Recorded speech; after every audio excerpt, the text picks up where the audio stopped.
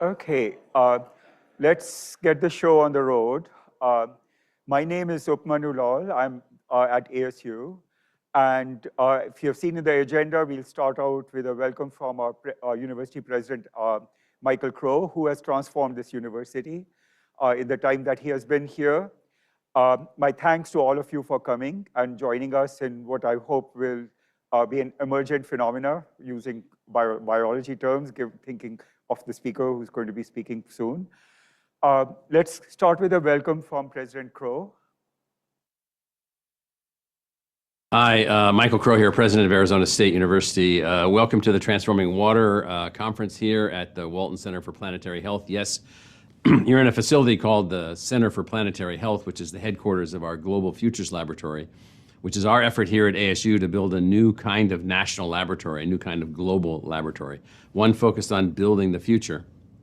Building the future is completely dependent upon new designs, new ways of solving problems. The old ways, they just simply won't work. And so in the case of water, we have inherited political, social, technological, cultural, operational, and physical models from the past, most of which need to be updated. And so, if anything, I'm hoping in this conference bringing together scholars and industry leaders, policymakers, technological innovators, idea generators, that we can, from the public and the private sector, that we can find a way to really take this notion of rethinking water. It just can't be about water allocation. It just can't be about old water treaties or old water systems. You know, how do we find a way to move with dispatch, to move with urgency, to focus on this issue of better planning, better execution, better adaptability, accelerated rates of innovation? I mean, you all know that there's not water problems in terms of availability. There's water problems in terms of distribution, in terms of the kind of water that we have and where it is and so forth and so on. So what we need to start thinking about multiple pathways, multiple options, multiple ways of solving problems, all with the goal being sustainability, all with the goal being, fantastic, regularized economic growth, agricultural systems, and so forth. So the key here is to break down the old designs and to produce new designs. The old designs just simply won't work. And so I'm looking forward to the outcomes of the meeting, to the outcomes of the conference, to the new designs, to the new ways that we can be helpful. And welcome to Arizona State University, to the Global Futures Laboratory, to the Walton Center for Planetary Health. Good luck. Thank you. Okay. Thank you, President Crow. We now get a welcome from Peter Schlosser, who's the Vice President and Vice Provost of Global Futures, and is leading the Global Futures Laboratory that President Crow just talked about. So let's go to that. Good morning, everybody. I would like to extend a warm welcome to all of you extending the conference, Transforming Water West. It's actually gratifying to me to see that this is an extension of the series that was called Rethinking Water, because as Manu said, it gets us from thinking about a problem to figuring out how to act on the problem, how to implement the knowledge that we have about water systems from local to global. We are living in a world where we have pushed the life-supporting systems to their limits, endangering future generations to not be able to live the life that we have in our present time. Among all the systems that we are pushing to their limits is, of course, naturally, the water system. After all, we are living on the water planet. We are not only exhausting water resources in certain areas, we also are polluting a lot of the water sources that are available to us. So water is central in what we are doing here at ASU in the context of understanding the world we live in and the world we are moving into. You already heard the remarks of our president, Michael Crow, who told you about the ambitions of the university as a whole to transform academia so that it is more relevant, more directly relevant to the needs of society. That's founded or anchored actually in our charter and in the design principles. Now within ASU, we have created in 2019 the Global Futures Laboratory. You can think about the Global Futures Laboratory as the university for the future of our planet. It really functions like a university with research centers, institutes, solution services, and an entire college with 5 schools. The major task of this structure is to allow us to work around themes such as water, but also climate, food systems, social systems, etc., and how we can actually sustain their primary functions for generations to come.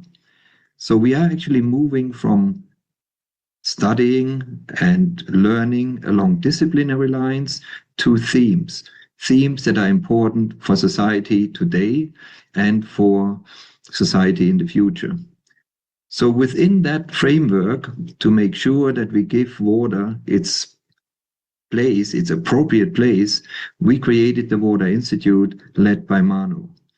The Water Institute has the task or the vision to imagine the world in which water in the future still will be available at the level that allows all life to thrive on a healthy planet.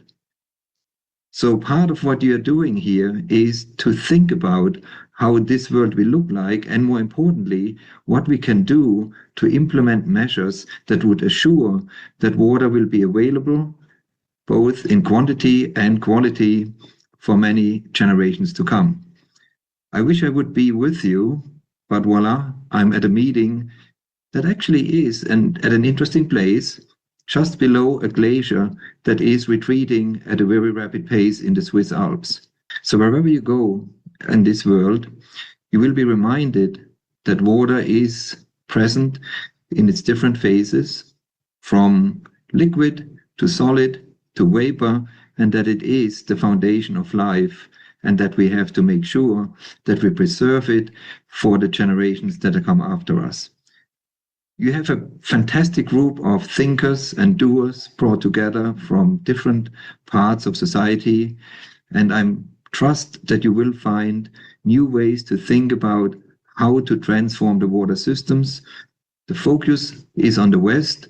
Clearly, if you look at the southwestern United States, for example, there are many issues with water, but there are also many thoughts about what could be done to ensure that water will not be a limiting factor for life in the future.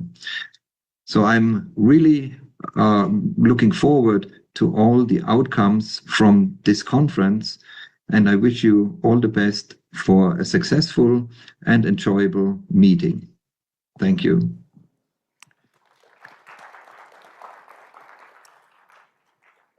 Thank you, Peter. So that brings it back to me to get things launched. Hi, welcome to sunny Arizona. Let me throw my first question out to you guys. The word hi, 2 letters, where do you think it came from? And don't Google. Any stories about the origin of the word hi? No? I should tell you. A long time ago, in a galaxy far away, the planet was being run by humanoid robots because humans had screwed it up and they were no longer responsible for anything. So there was an underground movement of humans who desired to escape, and once they escaped, they found Earth.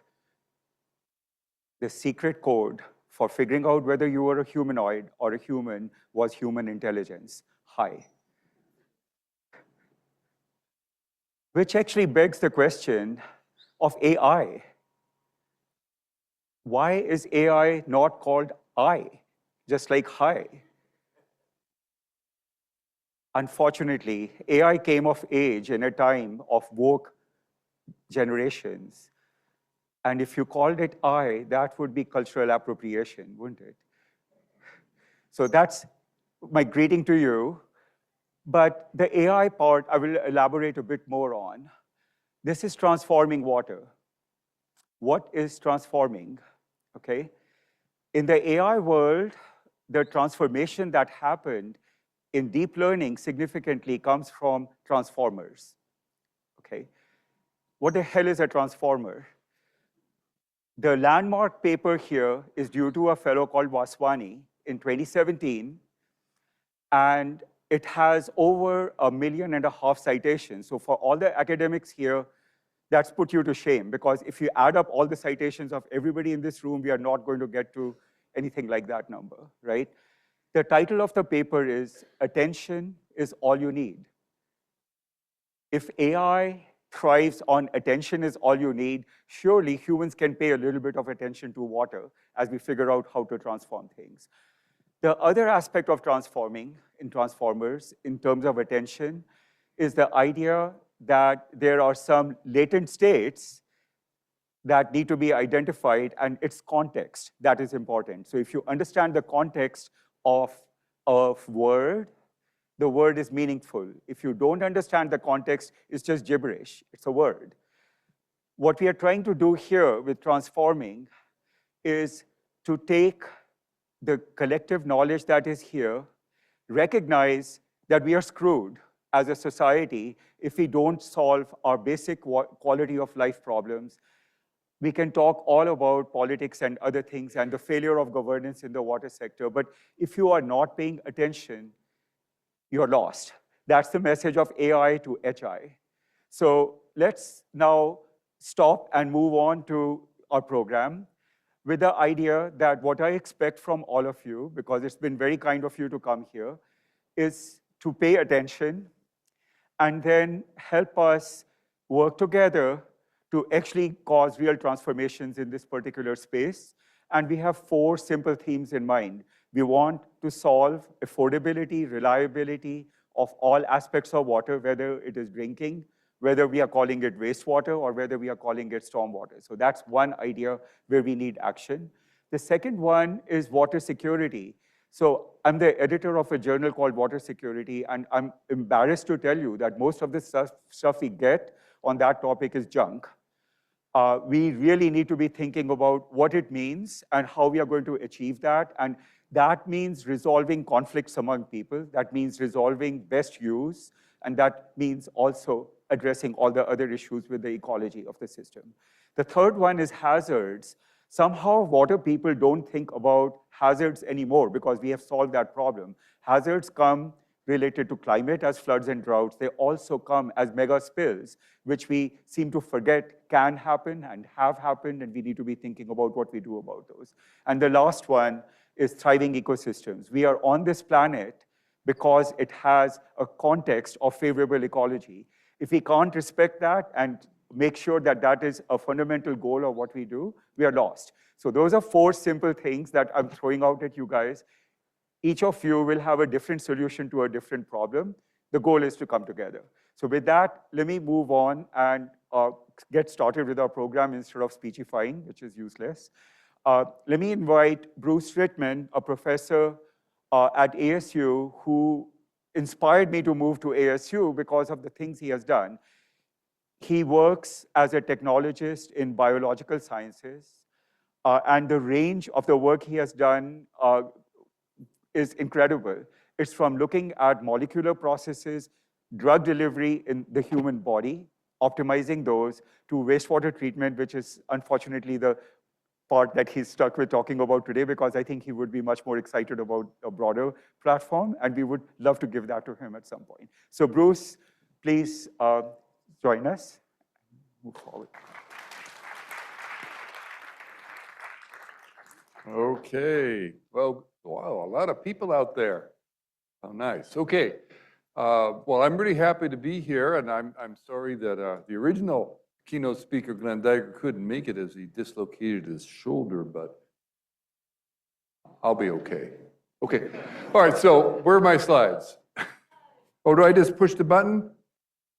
I did. Okay. So the title of mine is called Moving Wastewater from Treatment to Resource, and this is about a transformation of a piece of the water system. This is the wastewater piece. It's one of the areas in which I work. And so that's my topic for today. I'm not going to cover the whole spectrum of water, of course, but here we go. So first of all, I've been a professor of environmental engineering for more than 45 years. More than 45 years. And in those years, I've come to love activated sludge. Now, Some of you in this room know exactly what I mean when I say activated sludge, but it's a very diverse group, and so not everybody does. So let me explain what is activated sludge. So activated sludge is a process for treating wastewater. It was discovered more than 110 years ago in England. And I have a little diagram up here just so you can get an idea if you're not already an expert. In the diagram, you can see the influent, that's the wastewater, has organic material in it. It goes into an aeration tank. That's where we bubble air through it to provide oxygen to microorganisms. They oxidize or biodegrade the organic material. They create themselves. That's the goal of microorganisms, is to produce more of themselves. They produce more of themselves. We call this the biomass. That biomass then moves to the next tank. It's called the sedimentation tank, where the microorganisms aggregate or flocculate, and they become large and heavy enough to settle out. We settle them in the bottom, and we recycle them back. Now, it's called activated sludge because we're holding the microorganisms into the system and building up the concentration. So there's a high concentration. That's what we call activated. So you were doing two things. We're holding the organisms in, and we're giving them plenty of oxygen. And if you look at the picture up there, you can see what it looks like. You can see, first of all, the surface is very turbulent because we're aerating it, put a lot of bubbles in there, that's making it very turbulent. And you can see it's very brown. You can see there's a lot of biomass in there, several grams per liter of biomass. So that's what activated sludge looks like. And again, it was discovered more than 110 years ago. And I say discovered because the people who discovered it had absolutely no idea that it was anything to do with microbiology. They didn't know anything about microbiology or that even microbiology existed. But it made sense to do what they did, and it worked. And we've been doing it for 110 plus years. And it's been around for more than 110 years because people have been very clever in adapting it, modifying it, so it can do many, many things we want done with our wastewater. And I made a little list here. You can remove BOD, that's the organic material. You can do nitrification, this is oxidizing the nitrogen. You do total nitrogen removal, get all the nitrogen out of the water. You can get all the phosphorus out of the water. You can even remove micropollutants. So it's a very adaptable process, and that's why it's been around. It's worldwide. Everybody in the world uses this, every country, for any, in urbanized areas, for more than 110 years. So that's great. But the problem is activated sludge is a giant energy consumer. All that aeration, pumping all that air into the bottom of the tank costs a lot of energy and money too. It's a big generator of biosolids. The reason that these guys could discover this without knowing anything about microbiology is that by giving them organic material and oxygen, you were making it really easy to grow biomass. Very fast growing biomass, you make a lot of it, but now you gotta do something with it. And these days we often do with it, it's called putting it in the landfill. Now these two things create huge economic burdens to the owners of the wastewater, the municipality, the industry, whoever has it. So this is very costly in money as well as in energy. And it's a significant source of greenhouse gases as well. So there's all kinds of problems with activated sludge, even though everybody uses it, and still uses it. So the irony of all of this, and this is the transformation part, is that these wastewaters have valuable resources in them that we are tossing away. We're throwing them right into the trash, the metaphorical trash can. We're treating the water, but we're throwing away the resources. And this is where the transformation should come, is treating the wastewater not as just something to be treated and gotten rid of, but as a source of valuable resources. And so let's congratulate ourselves, now us, that's certainly the environmental engineering profession, maybe all of society. We should congratulate ourselves, pat ourselves on the back, and being academics, we should graduate. Yes, let's graduate from wastewater treatment to making it truly a resource. And that's the transformation we want to be talking about today. I call that resources reborn. Okay, so what are those resources? Here are the three big resources. There are other ones, smaller amounts, but these are the big resources that we commonly find in wastewaters. One, energy. This is in the carbon. We call it the BOD, the biochemical oxygen demand. Two, the nutrients, the nitrogen and the phosphorus, and the water itself. That water, once treated and cleaned up, is very useful for many, many applications. So if we can recover these resources, we enhance our environmental proposition and, of course, our economic proposition, because these things are worth money. Okay, so here's a diagram of wastewaters, a very broad diagram of wastewaters. And the sources, that's wastewater sources. There are three types. The top one would be what we call high-strength wastewaters, things like animal waste from dairies, for example. And then there's medium ones like domestic wastewater, comes from us. And then there's like runoff from the fields. Now, today I'm going to talk about the top one here because it has the most stuff in it, and that stuff is the resources. And we're going to talk about how we're going to convert the stuff in it that we now consider pollutants, converted into real resources, energy, and then nutrients. So here we go. Now, why am I talking about these high-strength wastewaters, things like from animal facilities like dairies and animal CAFOs and things like that? It's because that's where the resources are located. Here is some data from the United States Department of Agriculture about the organic waste solids. Okay? And you can see up there, the top line is animal wastes. 55% of the organic materials is animal waste. The fourth line, municipal wastewater, that's us, 1%. Well, it makes a lot of sense. You know, we feed a lot of food to the cattle and pigs and things like that, and they poop a lot. That's the basic story. And so there's a tremendous amount more energy, more nutrients, more everything in animal waste. And the same thing for food processing waste and things like pulp and paper. And so human wastewater, domestic wastewater, sewage, very minor. It's not that we shouldn't deal with it, we should, but it's not where the action is. Now, within the animals, cattle are the big ones. Cattle are the big ones. And I like to work with dairies because the cows are confined and they collect the waste anyway. So we might as well take advantage of it. So you can see there's a lot of value in dairy cow waste and others. Okay, so now what I'm going to propose here, as we're graduating from activated sludge, we're going to do what I call direct anaerobic treatment of the wastewater. That is, we're going to skip all this aeration stuff. We're not going to put any oxygen in. We're going to, in fact, exclude oxygen. Don't allow those organisms to live that, what I'll call, luxurious lifestyle. We're going to make it a little more challenging for them, but they can do it, okay? And we're going to do this because we're going to be able to do resource recovery. And we're going to do this by using what we call methanogenesis. Some people call it anaerobic digestion. I like to call it methanogenesis. We're going to get a community of microorganisms to convert the energy value in the organic material into methane gas. Okay, so the BOD gets converted to methane gas, same as natural gas. So we now have a renewable source of natural gas. It's not fossil, it's renewable.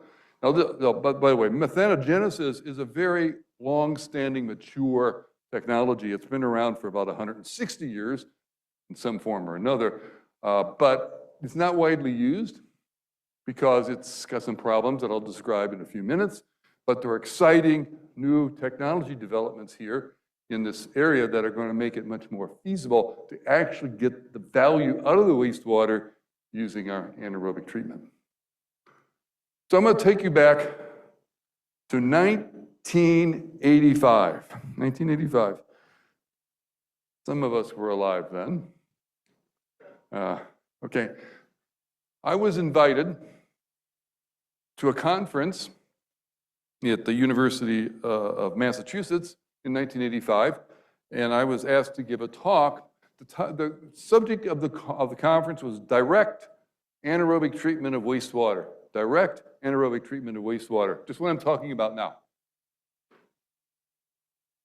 My talk was, in a nutshell, don't waste your time on it, it won't work. That's what I said in 1985. It won't work, don't waste your time. And the reason I gave these 5 reasons that I show up here of all the technical problems, why it's not going to work, don't waste our time.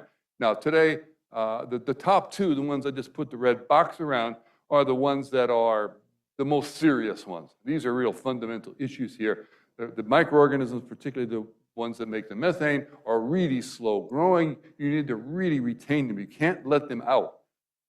You get them going there to keep them in. And 2, the effluent quality isn't very good. It doesn't match the quality of activated sludge, so you're going to be inferior in treatment. So these are my top 2 reasons for saying in 1985, don't do it. But it's no longer 1985, 2026, quite a few years later, and my story is exactly the opposite. I've gone 180 degrees opposite. Now I'm saying not only can we do it, we must do it. We must go to direct anaerobic treatment. So we must have solved those problems. They must be solved, right? For me to say that? So, when we have. And so the technology a technology advancement here is something called membrane bioreactors, which I'll show you a picture of in just a minute here. This is a transformation of anaerobic membrane bioreactors. It's a transformation of aerobic membrane bioreactors, which I'll show you a picture of. Now, as I'm going to show you, when I show you a picture of an aerobic one, it works really well, but it's a big energy hog. So we got to get rid of that. The anaerobic system makes an energy producer. So what is a membrane bioreactor, first of all? So this is an aerobic membrane bioreactor. These became popular around 2000 on there, and they're pretty much worldwide. It's activated sludge with a change. So if you look at the top left, you'll see there's my diagram of activated sludge, the same as in the earlier slide. And what we're doing is we're replacing that sedimentation tank with a membrane filter. Okay, and you can see the little arrow showing the replacement. And that is a picture of a membrane filter cassette with a man next to it up in the upper right. So these are our membranes, like ultrafiltration membranes, and they provide perfect, absolutely perfect retention of all biomass. No biomass can get out. This solves the problem of the loss of microorganisms and also improves the effluent quality on it. So that's really good. So this has been around since around 2000. It's relatively popular worldwide, but it is a giant energy hog because those membranes have to be kept clean so you can get the water through. And to do that, they do lots of extra aeration or air sparging to keep them clean. And this adds a huge energy cost. So they produce a really good effluent quality, but they're really expensive. Plus, they still produce all this biomass that you have to dispose of. So we want to get the benefits here, but we don't want all these problems that are the same or worse than with regular activated sludge. So we're going to go now to the anaerobic system, and I'm going to tell you about the system that we are working on, because I think it's the best one, and it really solves the problem. I'll explain why. It's called the anaerobic biofilm membrane bioreactor, ANBF-MBR. So it's going to combine the benefits of biofilms with the benefits of membranes. So let me show you a schematic of what that is. So here's a schematic of the ANBF-MBR. Okay, so it's an anaerobic process. No air, it's sealed. You don't let any oxygen in. Over on the right-hand side, you can see there's a membrane. So you put the same kind of membrane units in, so that you get absolutely particle-free effluent. So there's absolutely no solids can get out. But what's new about here is all these little things that look like little circles with X's in it. Those are what we call, those are plastic biofilm carriers. A biofilm is just microorganisms that live on a surface. And these little plastic carriers are designed purposely to put into a biological reactor like this to accumulate biomass on them in a very densely thing. So they're in there. We put these carriers of biofilm. So now we've got microorganisms attached to the biofilm, and we got microorganisms suspended in the liquid. We got two types of microorganisms in there. Plus, these carriers, as you show on the right side, are bumping up against the membranes and cleaning it. That's pretty well proven that we can do that. So we clean the membrane so we don't have to do all that gas sparging to keep them clean, because it's naturally occurring because these little carriers are bumping up against the membrane and scraping it. So it works really well. So we've been working with this experimentally, and we've been doing mathematical modeling of it. I'm just going to give you a quick summary of the benefits of this. So we compared this system we have, the anaerobic biofilm membrane bioreactor, with a regular anaerobic MBR, that is without the biofilms. And we did it for food processing wastewater because we work with a major food processor and that's very interested in this technology. So we did an evaluation for them. And okay, so volume. Because you've got two types of biomass, suspended and on the biofilm, you can have a much higher accumulation of biomass, makes the whole process smaller.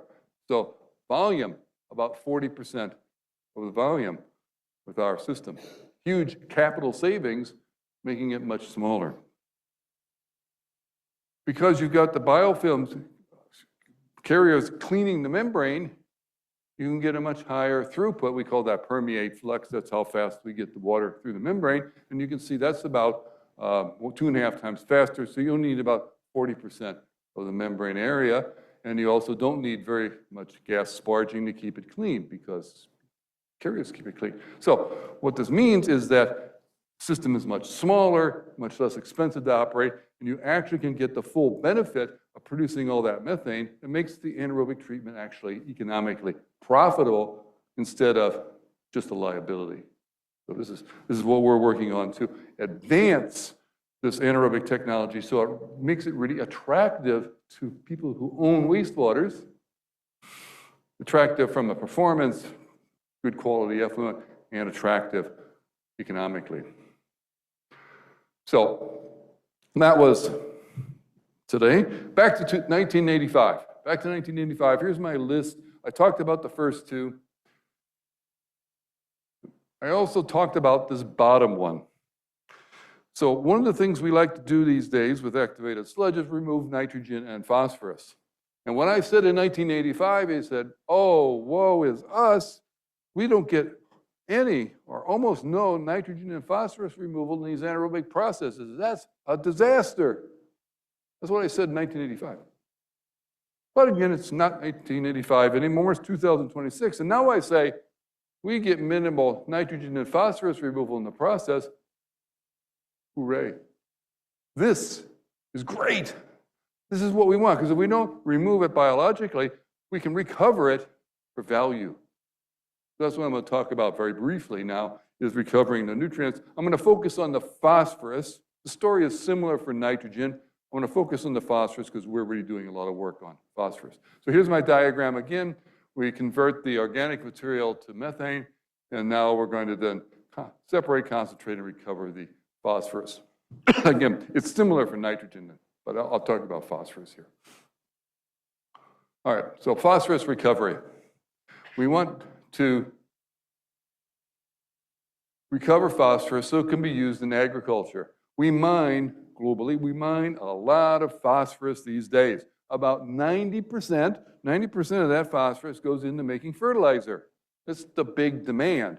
So if we're going to recover phosphorus and we want to have it used and be attractive, it has to be useful in agriculture. You have to work it into fertilizers. Now, in environmental engineering, we're very proud as engineers that we're really good at removing phosphorus from wastewaters by precipitating it with iron. It's iron phosphate solids. We're really good at that, and it works great. But this iron phosphate solid is the phosphorus and the iron are bound so tightly to each other that if we try to put this in a fertilizer, the plants can't get the phosphorus out off the iron. So it doesn't work. It doesn't work as a fertilizer. So what we're so good at and proud of in our field is wrong. It's mismatched to the goal of recovery. So what we need to do then is something different. We can't use the old standby approach. We've got to do something that's going to work a lot better on it. And so what we like to work on is selective phosphorus recovery using selective adsorbents. This is naturally linked to anaerobic treatment. When you have organic material that's in the wastewater, it gets broken down and eventually converted to methane. All the phosphorus, or most of the phosphorus, gets released as phosphate, simple orthophosphate.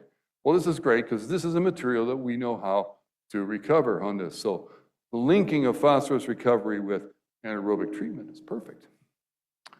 Now, there's a promising concept here because there are commercially available materials for selectively absorbing phosphate. And I'm going to show you just one.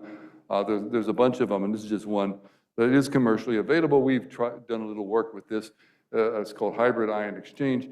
These are little beads. You can see a picture of the little beads that are functionalized, that are attached to the surface, are iron oxide groups. You can see the little diagram of the iron oxides there. The iron oxides are very good at chemically attracting the phosphate or forming a complex with the phosphate. Phosphate is then removed from the water. The system works really well. It's commercially available. It's easy to use these little beads on it. So this is the kind of thing we want to do, is selectively remove the phosphorus from the water, and then we remove the phosphorus from these beads and put it into a very concentrated stream that we send off to the fertilizer people. Okay, now this is all good, but we need some work here, and we're working on this with partners, is to adapt this phosphorus removal technology with the selective beads to ones that's adaptable for recovery. They weren't designed to recover phosphorus, they were designed to remove phosphorus, so we need to work with them to get the phosphorus back off better. That's the weak link right now, so we have to work with the people who make these kind of carriers to do it. And it needs to work in our anaerobic effluents. We're testing that as well. Okay, now I'm getting near the end of my talk here. The past and the future. What's the past? We've had 110 plus years of activated sludge, which I define as an expensive way to squander valuable resources. Yes, that's what it is. What's the future? The future is what I call the resource factory. We're going to take these wastewaters and we're going to get value out of them. We're going to get energy out of the BOD or the carbon. We're going to get the nutrients, and we're going to, of course, make high quality water that can be used for many purposes. Now, to finish up, I'm going to show you 2 slides from a paper we published a few years ago in Nature about this concept. We called it the resource factory example. We were actually asked by the editors of Nature to do just what I'm going to tell you about, and that's do a little economic analysis. So we did a very simple economic analysis, and here you can see the first 2 steps are the anaerobic treatment, using direct anaerobic treatment, and then there's some selective absorption of P and nitrogen, and then you produce really high quality water. So we did an economic assessment of the costs versus the benefits of doing this. This is for domestic wastewater, so this isn't for the high strength stuff I talked about today, but for this paper, we did it for domestic wastewater, and I have the information. So we did this, we did an economic analysis based on operating costs, and we came up with this diagram here. So this is a diagram here. On the right side is activated sludge, and the left side is the resource factory that I just showed you. There's a zero line, that's no cost. Anything below the line is a cost, a real cost, something we have to pay out on operations. Anything above the line is a benefit, value that's gained from the resources. And so as you can see, in activated sludge, everything is below the line. You got a huge cost for chemicals, biosolids, energy for aeration. It's very expensive. On the resource side, you have some costs, of course, but you're getting value out of the nutrients, value out of the water, and value out of the energy. And so when you add it all up, you get either You can pay $4.6 million per year for a 100,000 cubic meters per day facility, which is what we do now with activated sludge, or you can recover the resources and make $1.7 million a year. So which one are you going to pick? With that, I'm going to stop. Thank you.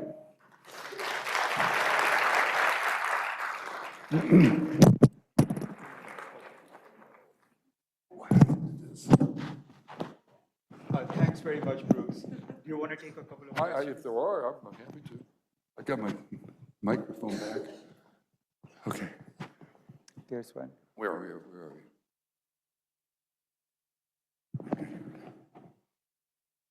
Thank you. That's very exciting.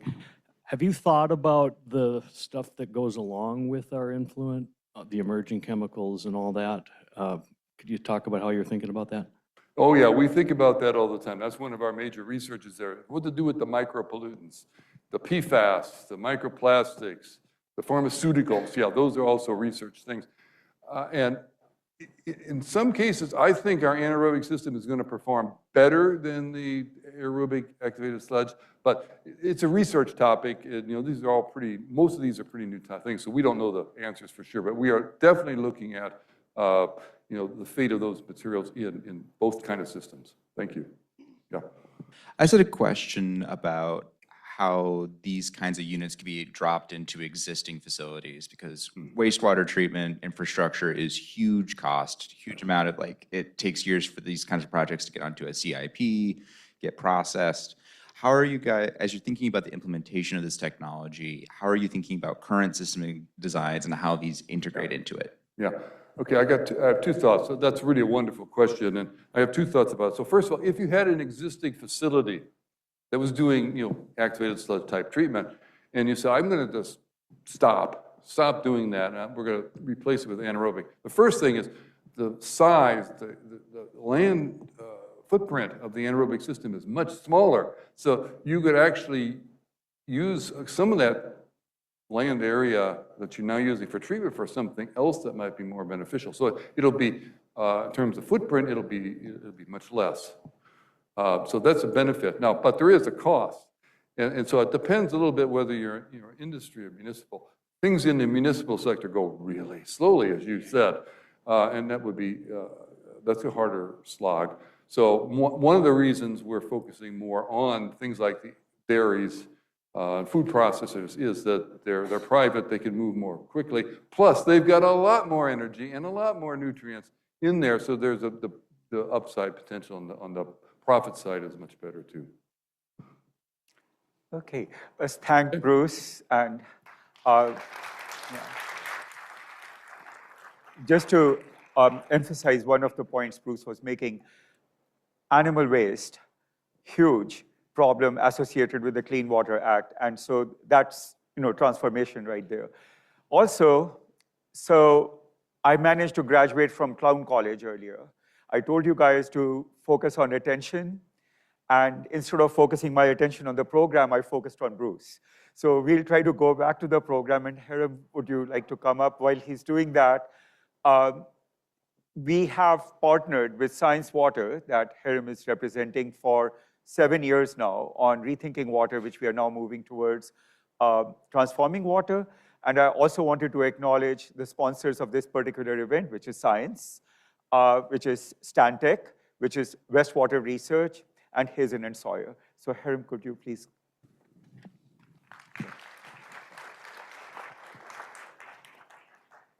Thank you, Professor. I think everyone can hear me. Oh, by the way, we sell MBRs after this. So if you guys want to buy any, one of our reps are here.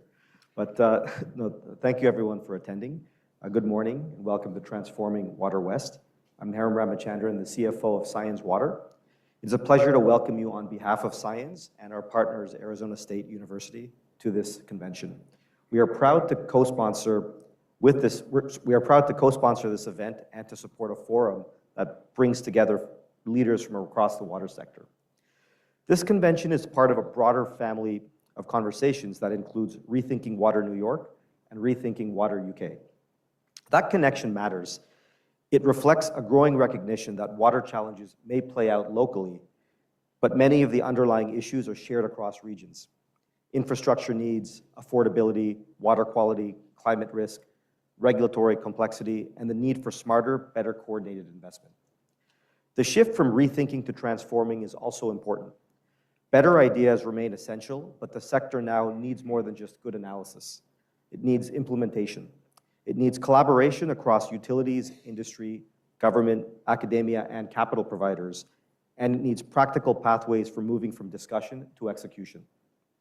That is one reason why this event is so valuable, and one reason Science Water is pleased to be part of it. We believe Science Water is at the forefront of the water investment landscape because we are focused on a simple but important question. How can capital help support more resilient, efficient, and sustainable water systems? From our perspective, the answer is not just providing funding, but it is understanding the sector well enough to support solutions that can actually scale.